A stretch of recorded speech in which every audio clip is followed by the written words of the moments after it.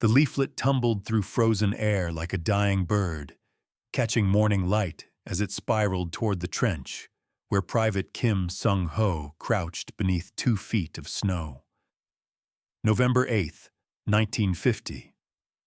The temperature had dropped to 15 degrees below zero the night before, and 3 men in his company had already frozen to death in their foxholes.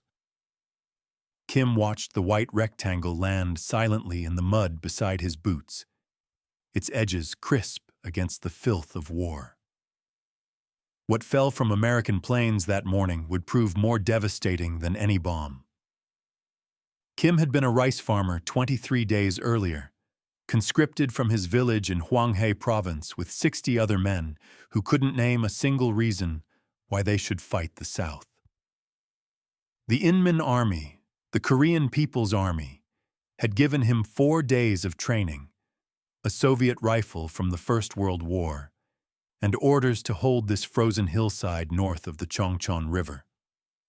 His unit hadn't received rations in 3 days. The man next to him, Park, had typhus and couldn't stop shivering.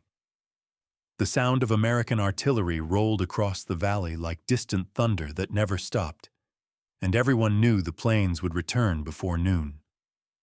The leaflet lay there, white and clean in a world of brown mud and gray smoke. Kim glanced left, then right. His squad leader, Sergeant Choi, was checking the frozen bodies in the next trench. The smell of gunpowder mixed with pine smoke from desperate warming fires drifted across the position. Kim's fingers, wrapped in strips of torn uniform because his gloves had disintegrated weeks ago, reached for the paper. The texture surprised him. Smooth, professionally printed, unlike anything he'd touched since leaving his village. On one side, Korean characters in clear, bold type. On the other, a drawing of a smiling soldier receiving a bowl of rice from American hands. Kim's stomach contracted painfully at the image of food. "Safe conduct pass," the leaflet proclaimed. "The bearer of this leaflet will be treated humanely and given food, shelter, and medical care according to international law." Before you continue this story, tell me, where are you watching from right now, and what time is it where you are? Drop a comment below. And if you're finding this fascinating, hit that like button and subscribe, because what happens next will completely change how you think about psychological warfare. Kim had been told the Americans were monsters who tortured prisoners and ate human flesh. Every morning, political officers delivered lectures about American barbarism, about the sacred duty to die rather than surrender, about the glorious future of the Korean People's Democratic Republic under the wise leadership of Marshal Kim Il-sung. The penalty for possessing enemy propaganda was execution by firing squad. Yet here in his hands lay a promise printed on paper that felt more substantial than the propaganda his own side distributed. Thin, poorly printed sheets that smudged when touched and fell apart in rain. The Americans had been dropping these leaflets for 4 months, since July 1950, when President Harry S. Truman authorized military intervention under the United Nations flag. At first, the drops were sporadic, experimental. By November, they had become systematic. American Secretary of the Army Frank Pace had issued a directive that would define the campaign: bury the enemy with paper.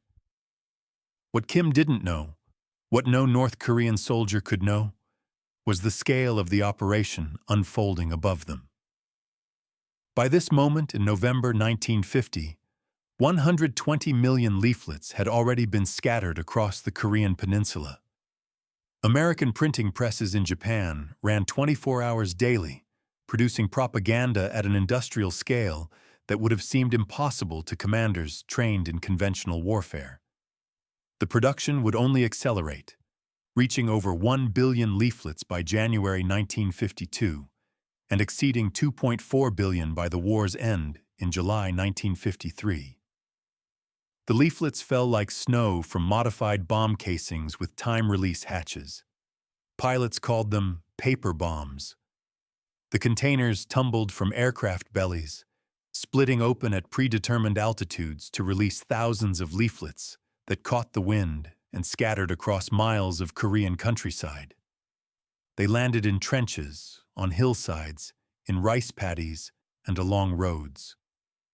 They fluttered into command posts and stuck to barbed wire. They were impossible to ignore, and even more impossible to collect and destroy completely. Kim folded the leaflet and pushed it deep into his tunic, against his skin where the paper's smoothness felt strange against ribs that showed through his flesh. He had lost 30 pounds since conscription. His hair had started falling out from malnutrition. The rifle they'd given him had a cracked stock and jammed after every third shot. The boots on his feet had belonged to a dead man, and they were 2 sizes too small. Around him, the sounds of war continued their relentless rhythm.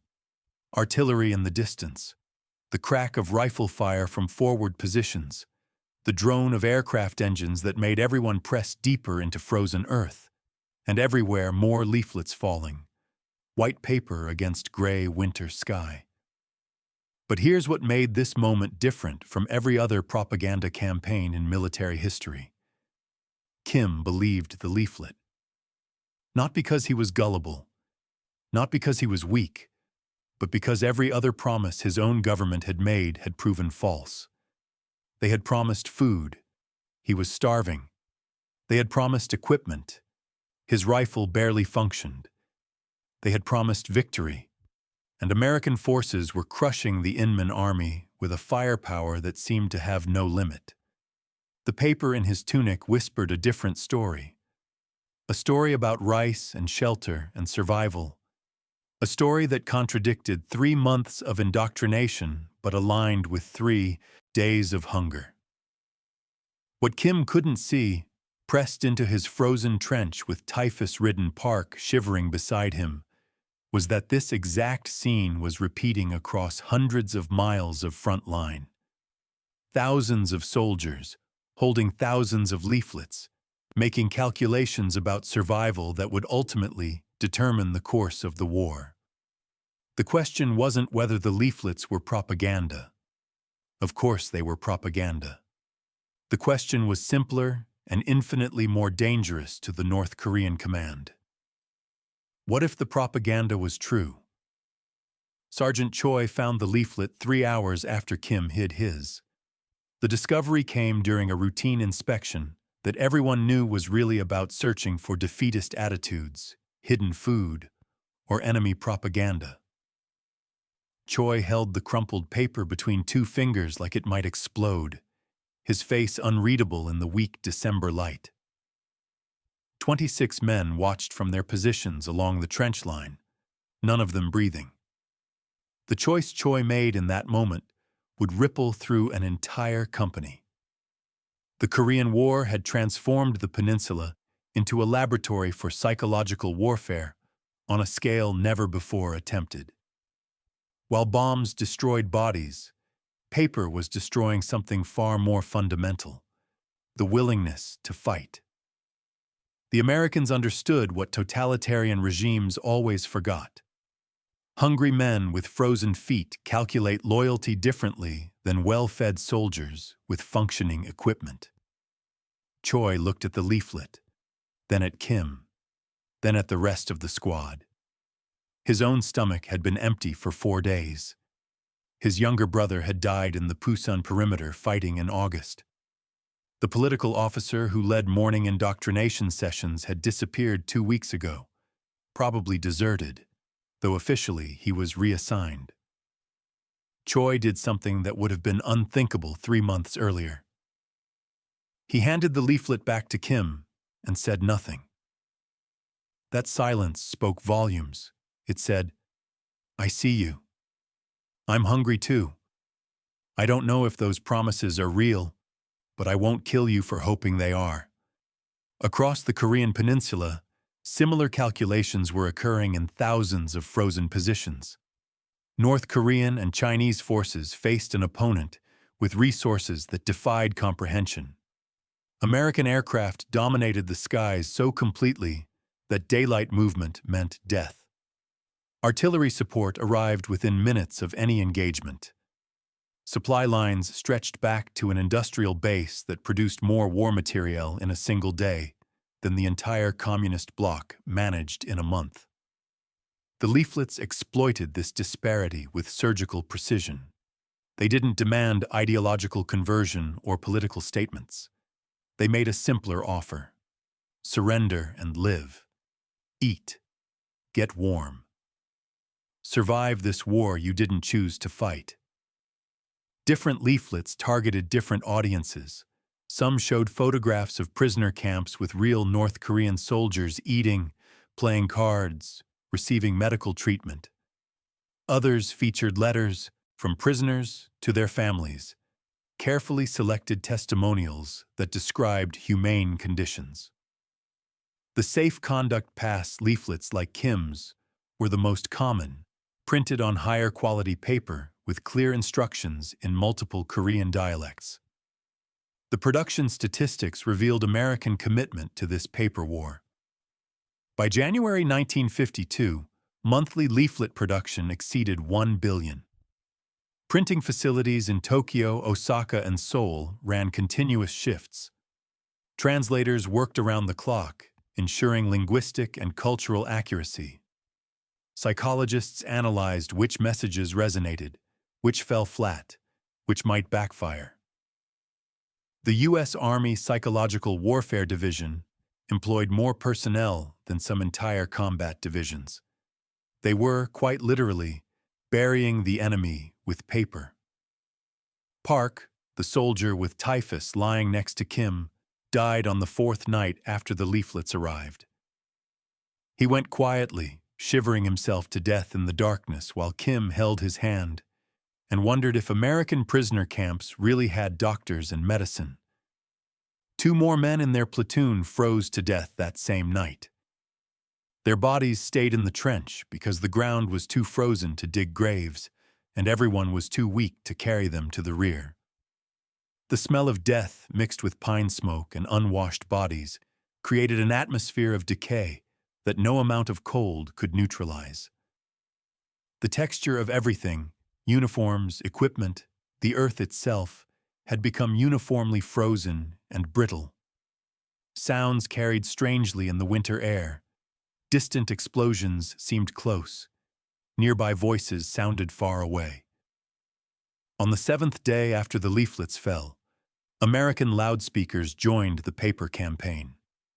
The speakers, mounted on trucks or carried by small aircraft, broadcast messages in Korean across no man's land. The voice was male, older, speaking in a North Hamgyong dialect that suggested the speaker himself might have come from Kim's region. "Soldiers of the Inman gun," the voice said, calm and conversational, like someone discussing the weather. "You are cold. You are hungry. You are far from home. The Americans offer you food, shelter, and safety.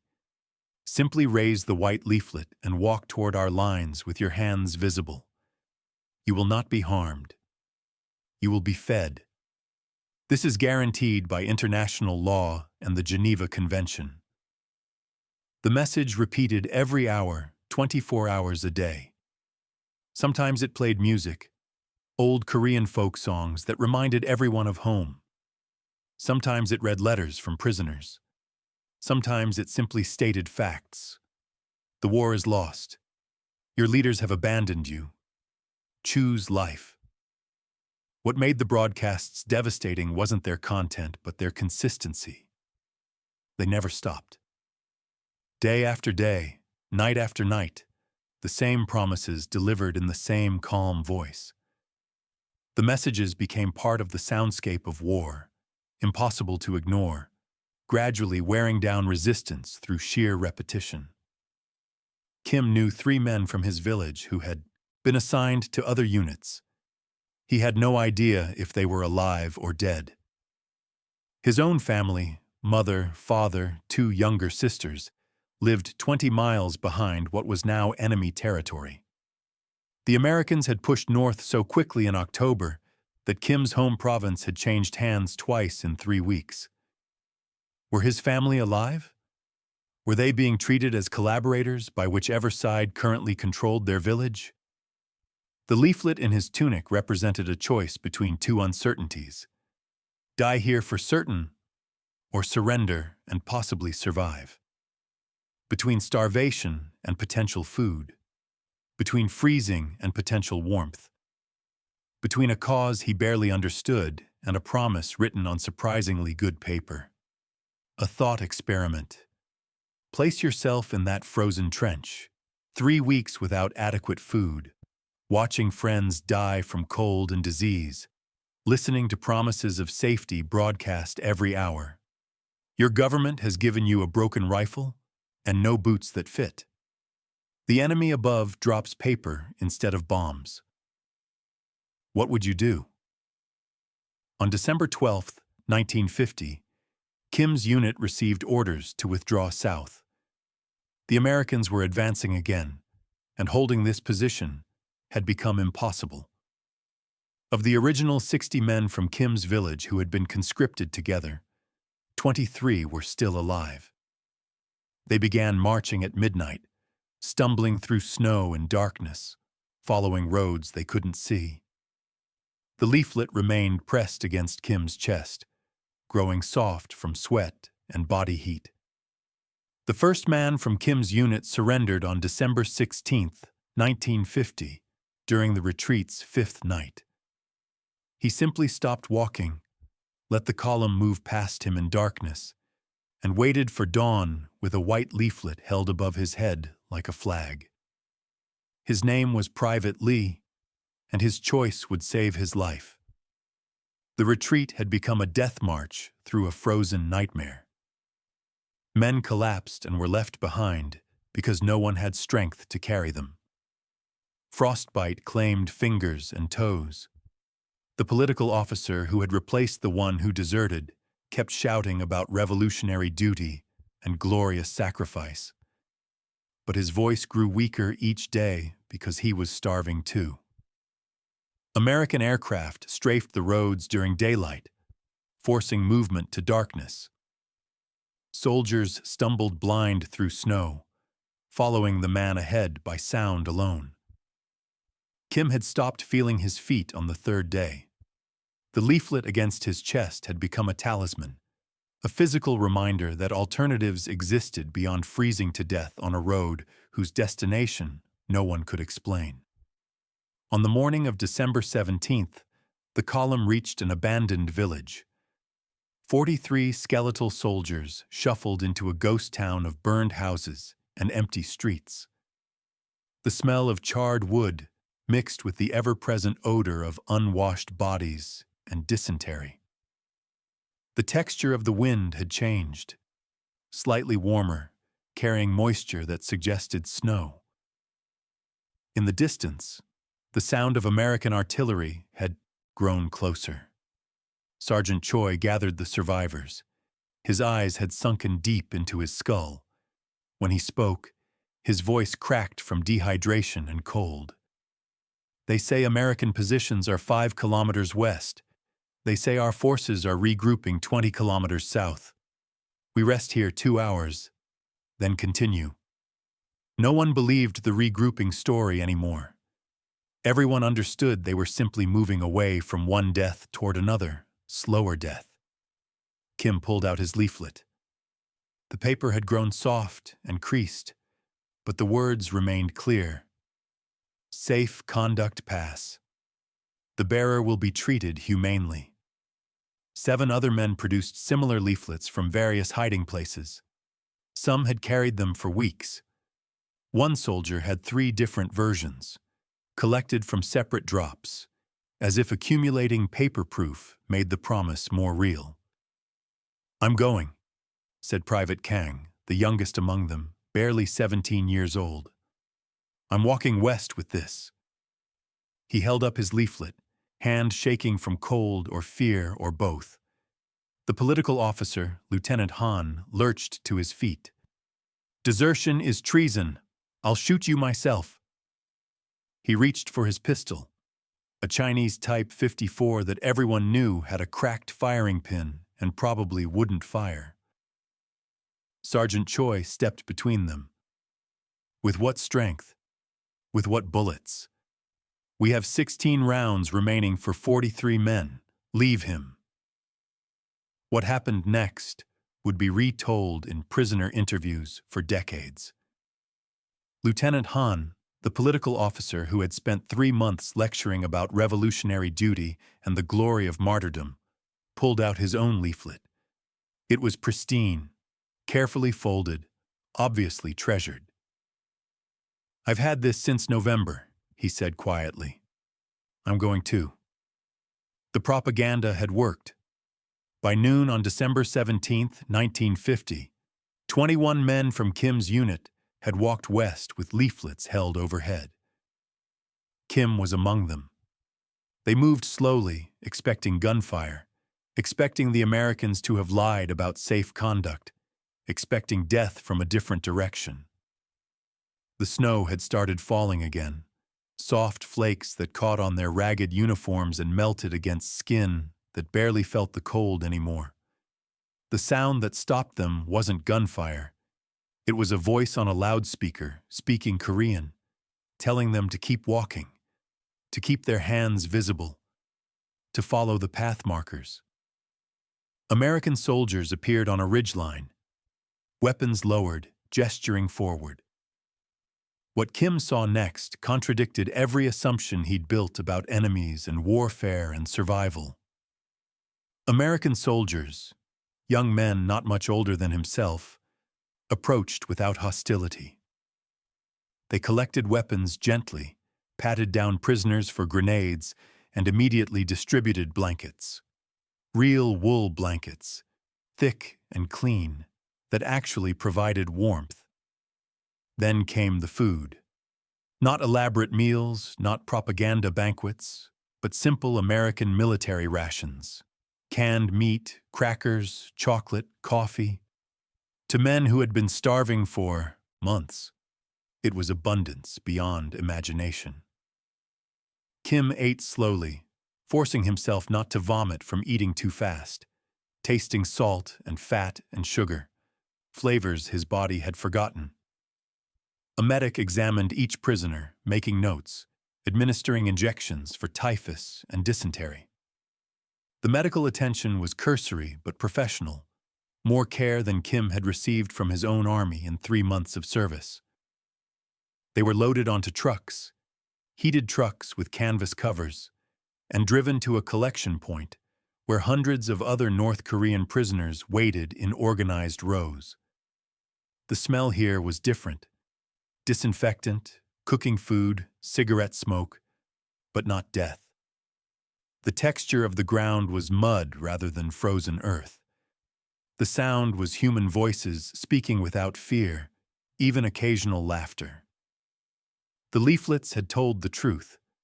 Statistical analysis would later reveal the devastating effectiveness of the psychological warfare campaign.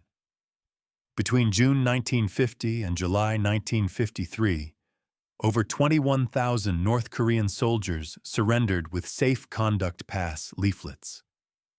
Chinese forces, who entered the war in October 1950, proved even more susceptible. Nearly 50,000 Chinese soldiers eventually surrendered with similar passes. The total cost of producing 2.4 billion leaflets, approximately $30 million. The cost of killing equivalent numbers of enemy soldiers through conventional means, incalculable. But numbers couldn't capture what Kim experienced in that first prisoner processing center. American efficiency, yes. Identification cards, photographs, health screenings, all conducted with assembly line precision. But also something unexpected. Basic human dignity. Soldiers addressed prisoners by rank. Guards enforced regulations that protected prisoners from abuse. Food arrived on schedule. Medical care was provided without regard to nationality or ideology. The camps themselves, located throughout South Korea and later in prisoner facilities farther south, varied in quality and conditions. Some were better than others. Geneva Convention protections were sometimes honored more in practice than in spirit. But compared to starvation in frozen trenches, compared to death marches through winter darkness, compared to the grinding nihilism of fighting for a cause that had proven hollow, the camps represented salvation. Kim would spend 2 years and 7 months as a prisoner of war. He would learn basic English. He would work in camp vegetable gardens, experiencing the strange luxury of growing food, knowing he would eat some of it. He would write letters home, never knowing if they arrived. He would attend re-education classes that explained democracy and capitalism, propaganda from a different direction, but paired with food and shelter that made the ideas seem less abstract. When the armistice was finally signed on July 27, 1953, establishing the Korean demilitarized zone that still exists today, Kim faced the most difficult choice of all: return to North Korea or request resettlement in the South. 76% of North Korean prisoners chose to return home despite everything they had witnessed.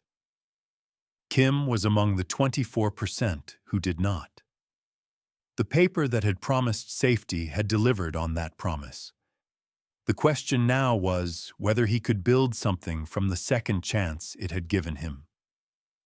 Kim stood in the resettlement camp in Busan on August 4, 1953, 8 days after the armistice, holding identification papers that declared him a citizen of the Republic of Korea, South Korea, a nation he had never pledged loyalty to and barely understood. The decision to stay had severed him from everything he had known before the war. The processing center smelled of disinfectant, cigarette smoke, and the salt air blowing in from the harbor. The texture of his new civilian clothes felt strange after years in uniform: stiff cotton shirt, canvas trousers that actually fit, rubber-soled shoes that didn't leak. The sound of the city beyond the camp walls was overwhelming. Traffic, vendors shouting, construction crews rebuilding what war had destroyed. The constant hum of a society desperate to resume normal life. 24% of North Korean prisoners made Kim's choice. 5,140 men chose permanent separation from families, villages, and everything familiar rather than return to the system that had sent them to die in frozen trenches. Each carried memories of broken promises from Pyongyang and kept promises from American leaflets. Each understood they were betting their futures on paper guarantees from yesterday's enemy. The psychological warfare campaign that brought them here had achieved something unprecedented in military history. It convinced thousands of enemy soldiers that surrender meant survival rather than death, that promises on paper could be trusted more than orders from their own officers, that abundance existed beyond the scarcity their government had insisted was universal. The statistics told one story: 2.4 billion leaflets dropped, 21,000 North Korean soldiers surrendered with safe conduct passes. 50,000 Chinese forces made similar choices when Beijing entered the war in October 1950. Production costs of $30 million compared to the incalculable expense of killing equivalent numbers through conventional warfare.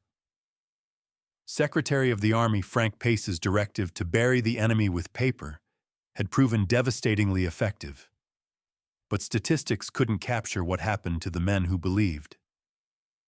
Kim found work in a textile factory in Seoul, operating looms in a facility rebuilt with American aid money. The irony wasn't lost on him. He had surrendered to Americans, been fed by Americans, learned from Americans, and now worked in a factory reconstructed with American dollars, producing fabric that would clothe South Korean workers rebuilding their nation. The entire arc of his post-war life was shaped by the paper that had fallen into his trench that November morning. He married in 1956, a woman from Daegu whose family had fled south during the war. They had 3 children who grew up in a South Korea transforming itself from agricultural backwater to industrial power. Kim never spoke much about the war to his children, but he kept one artifact in a drawer of his desk: a faded, creased, safe conduct pass. Its Korean characters still legible after decades. Its promise still honored. Across the former front lines, the psychological warfare's impact rippled through history. The Korean War demonstrated that modern conflicts could be won through persuasion as much as firepower. The lessons learned in leaflet production, message refinement, and psychological targeting would inform American military doctrine for decades.